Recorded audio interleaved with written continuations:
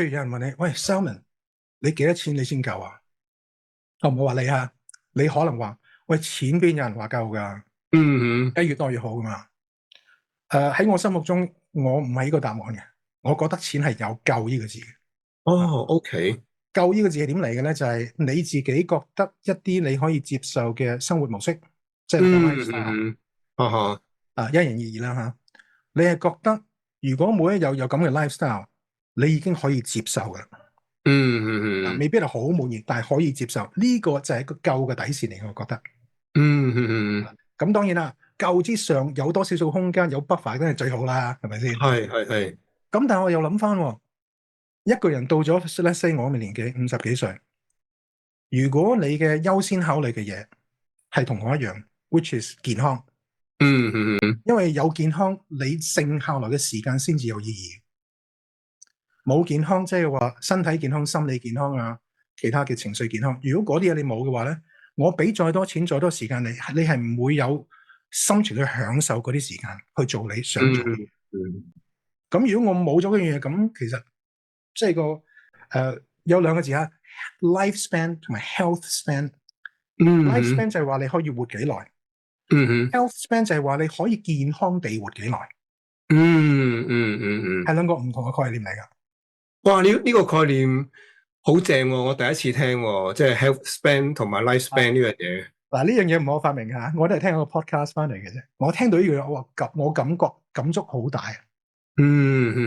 其實我哋大部分人追求嘅係 health span，但係我哋以為係長命就係好，其實長命但係要受苦，未必係一件好事嚟。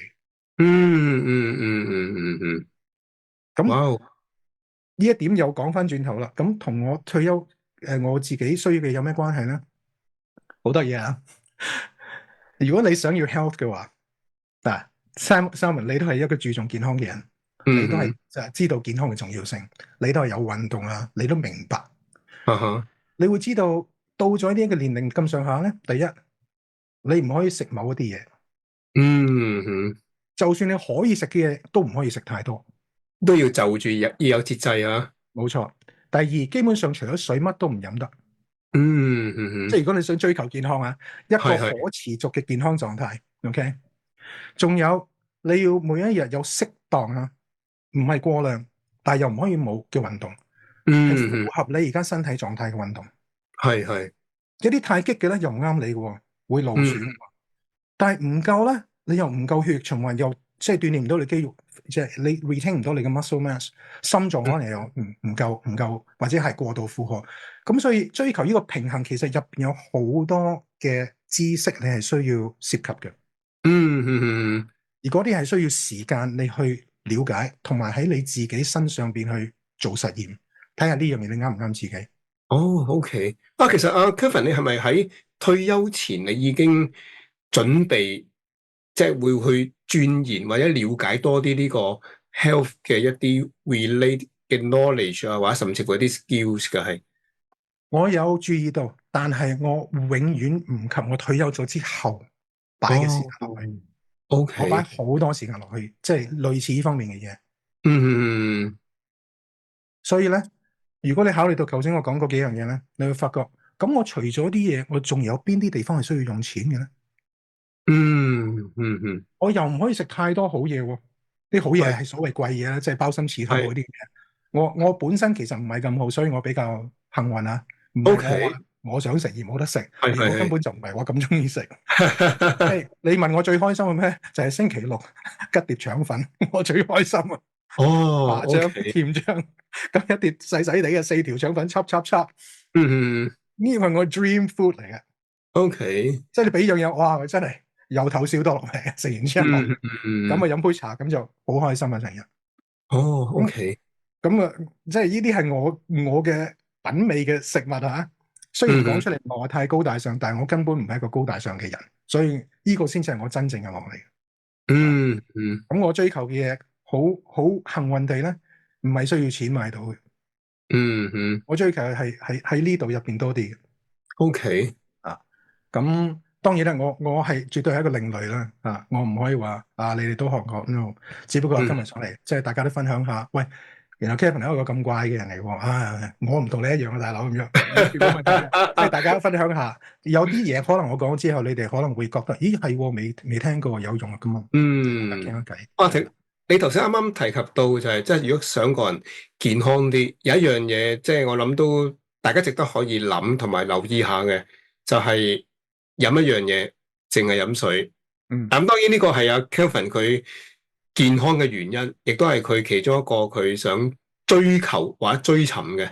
另外就係頭先阿 Kelvin 都提及到啦，即係保持一定嘅運動量啦，即係適合翻而家呢一個自己嘅歲數或者呢一個嘅 stage， 太多又唔得，太少又唔係好足夠，呢個好緊要。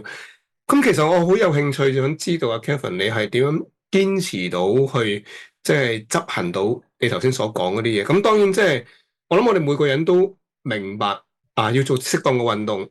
飲嘢簡單講，即係唔好太多酒啦，或者太過譬如飲一啲糖分太高嘅嘢啦。如果你知道咗而你做到有堅持到喎，你係點樣可以 motivate 到你自己嘅？其實我都唔可以 motivate 我自己嘅。我講個最笨嘅方法就係咧，我越想食少啲嘢，我就唔買佢。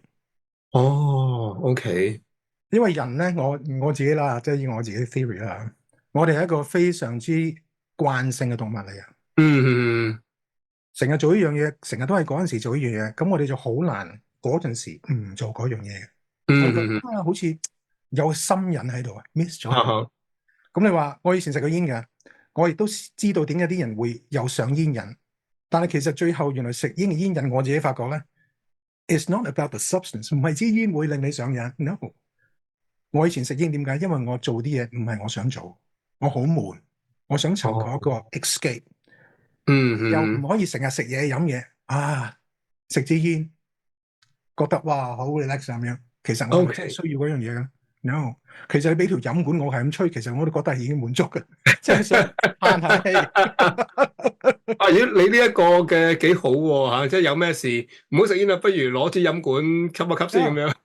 你諗下，你試下兩個人啦，本來食緊煙嘅，大家攞條飲管出嚟，都係講翻成日食，即係譬如喺街上邊食緊煙講緊嘅嘢咧，你唔會覺自己係唔食緊煙嘅，因為你其實你個腦袋啊係 connect 住嗰個 ritual 嗰個儀式嘅。係啦，乜乜乜啦，係啦，係啊。你其實 you don't care， 因為嗰陣時你做緊嘅嘢，你已經係代入緊其中，你好享受噶嘛。覺得已經食緊煙。咁當然啦。有啲朋友覺得你煙癮錢啫咁樣，maybe。但係如果有一半嘅人可以咁樣戒到煙，我覺得哇，你話值唔值得試下咧？OK， trying right？ 都有趣喎呢個經驗，即係原來唔係食煙本身嗰個煙味或者嗰個味道，而係你留意到可能係一個習慣，或者係攞嚟去逃避咗某一啲可能壓力或者一啲情緒上嘅情況啦。其實